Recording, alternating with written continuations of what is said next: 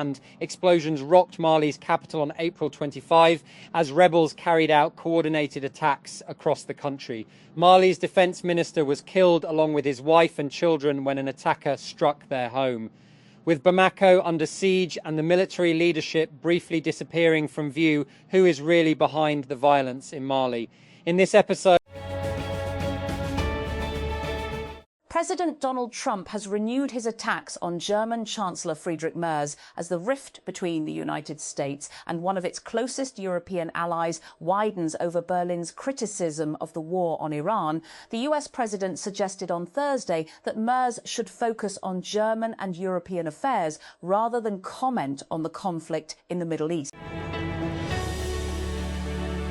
And an Israeli human rights organization has petitioned the Supreme Court to demand the immediate release of 14 doctors from Gaza held without charge for more than a year. Physicians for Human Rights Israel, PHRI, said on Thursday that it filed the petition after the Israeli military's chief of staff, Eyal Zamir, failed to respond to its request to release the group, which includes pediatricians, orthopedic specialists and surgeons. The United States has fallen to a historic low in the Reporters Sans Frontières, RSF, or Reporters Without Borders, annual press freedom tracker, continuing a decade-long decline, the organization has said. The report on Thursday recorded a global drop in press freedom indicators in 2025, with for the first time more than half of the world's countries labeled as difficult or very serious. Financial services platform Stripe is introducing a digital wallet specifically built for the AI era, where autonomous agents can perform tasks that include shopping, paying for reservations, buying tickets, and more. At its annual conference this week, the company introduced Link, a wallet that allows you to connect various payment methods, track your spending, and view your recurring subscriptions. It also lets you integrate your AI agents so they can spend on your behalf. Secure. TikTok is launching a new campus hub. The company told TechCrunch in an email on Thursday.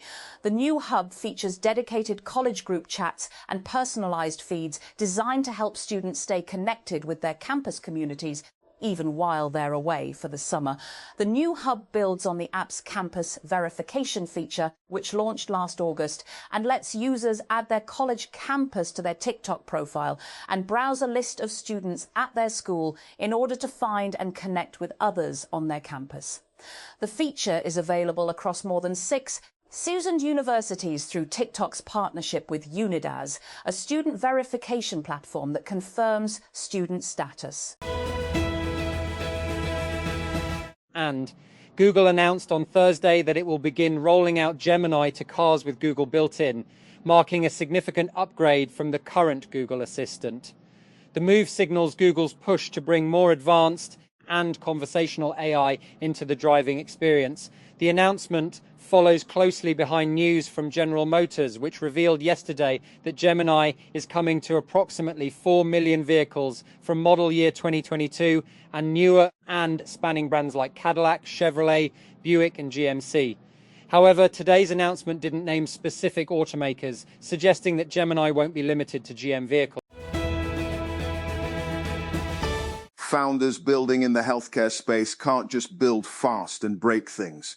Timelines stretch longer, stakes are higher, and success depends on navigating systems that reward rigor over speed. That's exactly the reality Robi Bustami, co-founder and CEO of Biotics AI, has been building in. His company is developing an AI co-pilot for ultrasound that helps detect fetal abnormalities, an area where misdiagnosis rates remain surprisingly high. Bustami joined Isabel Johannesson on Build Mode to discuss how the company has navigated a highly regulated space and kept the team motivated while cutting through all the red tape. OpenAI and Anthropic have been on the warpath lately against third-party efforts to train new AI models by prompting their publicly accessible chatbots and APIs, a process known as distillation. That conversation has focused on Chinese firms using distillation to create open-weight models that are nearly as capable as US offerings, but available at a much lower cost. However, tech workers have widely assumed that American labs use these techniques on each other to avoid falling behind competitors. The Petroleum Division refuted on Thursday reports claiming that petrol stations were to shut down in the country owing to a fuel shortage. There is no truth to reports of the closure of petrol pumps from May 1. The supply of petroleum products will continue uninterrupted, the Petroleum Division posted on X. Peshawar, following public outcry from his own constituency over drone attacks, Khyber Pakhtunkhwa Chief Minister Sohail Afridi on Thursday hinted at introducing legislation to criminalize collateral damage in such incidents. The development comes after a meeting of lawmakers from the respective districts decided that the issue would be taken up in the Provincial Assembly, while vowing to put up a joint front to protect civilians. The military's media affairs wing said on Thursday that 13 Indian-sponsored terrorists were killed in 2 foiled infiltration attempts along the Pak-Afghan border in Khyber Pakhtunkhwa. In a statement, Inter-Services Public Relations said that the 13 Fitna al-Khawarij terrorists were killed last night. And a man has been sentenced to death by hanging for the murder of 4 toddlers at a nursery school in Uganda's capital, Kampala, earlier this month. On the 2nd of April, Christopher Okello Onyem, 38, entered the Gaba Early Childhood Development Programme and fatally stabbed the infants Eteku Gideon, Keisha Agenawoth, Seruyange Ignatius and Odeke Ryan, all aged between 1 and 2 years old. And US prosecutors have accused the sitting governor of Mexico's Sinaloa state, Ruben Rocha Moya, of conspiring with cartel drug traffickers. Rocha Moya, who hails from the party of Mexican President Claudia Sheinbaum, is charged alongside 9 other current and former Mexican government officials. The detained former Myanmar leader Aung San Suu Kyi has been moved to house arrest. The country's state media has reported. The 80-year-old Nobel laureate has been held in detention, probably in a military prison in the capital Nay Pyi Taw, since she was removed from office in a military coup in 2021. The National Highways and Motorway Police, NHNP, has launched a cashless payment system for driving license fees, allowing citizens to pay digitally without visiting banks. The system was inaugurated by Deputy Inspector General Operations Asghar Ali as part of efforts to simplify public service delivery and improve convenience for applicants. An Israeli grain importer has said it will not receive the cargo of a ship allegedly carrying stolen Ukraine grain after the vessel became the focus of a major diplomatic spat between the two countries. The Israel Grain Importers Association said that the cargo, which Kyiv says was stolen by Russia from occupied Ukrainian territories and had been scheduled to be unloaded at the port of Haifa, would need to go elsewhere. A spat between the US and Germany has reached new heights, with US President Donald Trump threatening to pull some American troops from the country amid disagreements about the US-led campaign in Iran. The United States is studying and reviewing the possible reduction of troops in Germany, with a determination to be made over the next short period of time. Trump wrote on his Truth Social platform Wednesday night. The Confederation of African Football, CAF, says it is backing FIFA President Gianni Infantino's bid for a 4th term as head of football's global governing body. In a statement after a meeting before the FIFA Congress in Vancouver, CAF said it had unanimously agreed to support Infantino when the FIFA chief stands for re-election in 2026. Explosions rocked Mali's capital on April 25 as rebels carried out coordinated attacks across the country. Mali's defence minister was killed along with his wife and children when an attacker struck their home. With Bamako under siege and the military leadership briefly disappearing from view, who is really behind the violence in Mali? In this episode,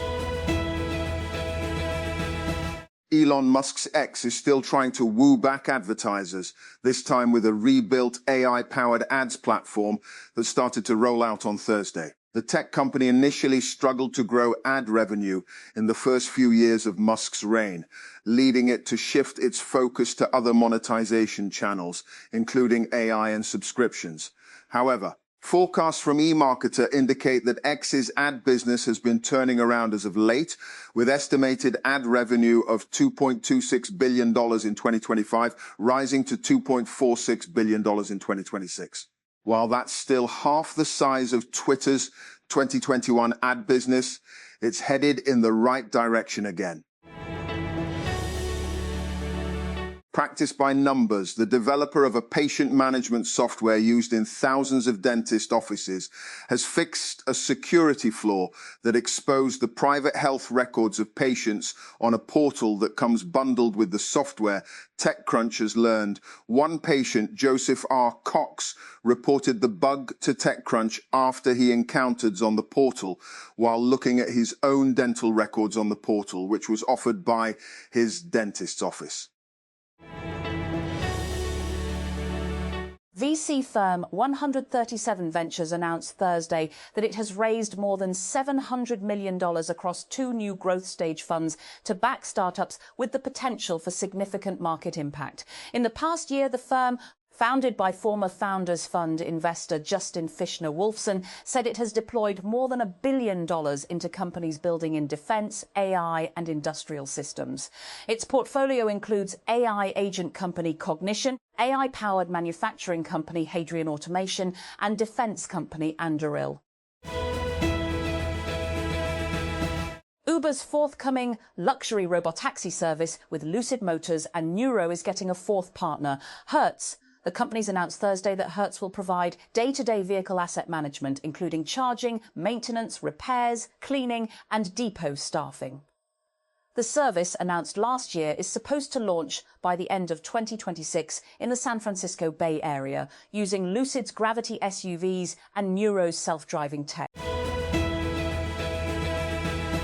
Artificial intelligence continues to advance at a dizzying clip, forcing enterprises to develop and release new products quicker than ever, or risk becoming irrelevant to a faster-moving competitor.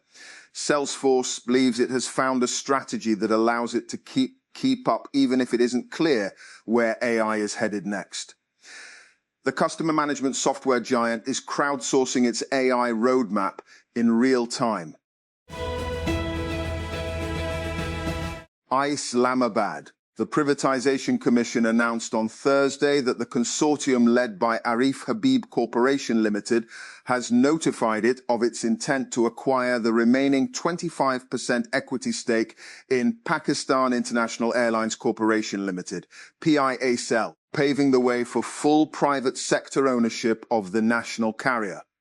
It said that the total private sector investment in the transaction was expected to amount to approximately Rs 180 billion, comprising a minimum of 55 billion payable to the government as divestment proceeds and Rs 125 BN to be injected as fresh equity into PIL to support the airline's recapitalization. And Islamabad. After skipping Adiala jail visits for 2 consecutive weeks, PTI leaders on Thursday managed to reach the prison for a meeting with incarcerated party founder Imran Khan, which was once again denied. The Islamabad High Court, IHC, has allowed Imran twice-a-week meetings on Tuesdays and Thursdays with his family, lawyers and other associates. Despite court orders, Imran's meetings with the family and the party leaders have been largely restricted. Lindsey Vonn is still recovering physically and emotionally from her frightening crash at the Winter Olympics. For now, the tough decisions about the future can wait. The American ski racer has undergone 8 surgeries after suffering a complex left leg fracture, one that nearly led to a leg amputation, in the women's downhill skiing race on February 8 in Cortina d'Ampezzo, Italy. She needs at least one more to repair a torn anterior cruciate ligament, ACL, in that same knee. Israel has intercepted 22 out of the 58 aid ships traveling through international waters and bound for the besieged Gaza Strip. The ships make up part of a second global Sumud flotilla to try in recent months to break an Israeli blockade by carrying humanitarian aid to Palestinians in Gaza. They sailed from the Spanish port of Barcelona on April 12. And Gulf leaders gathered in Riyadh this week for their first in-person meeting since the outbreak of the US-Israel war with Iran.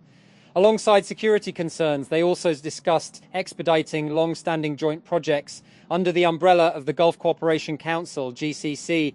These initiatives span transport, energy, water security and defence.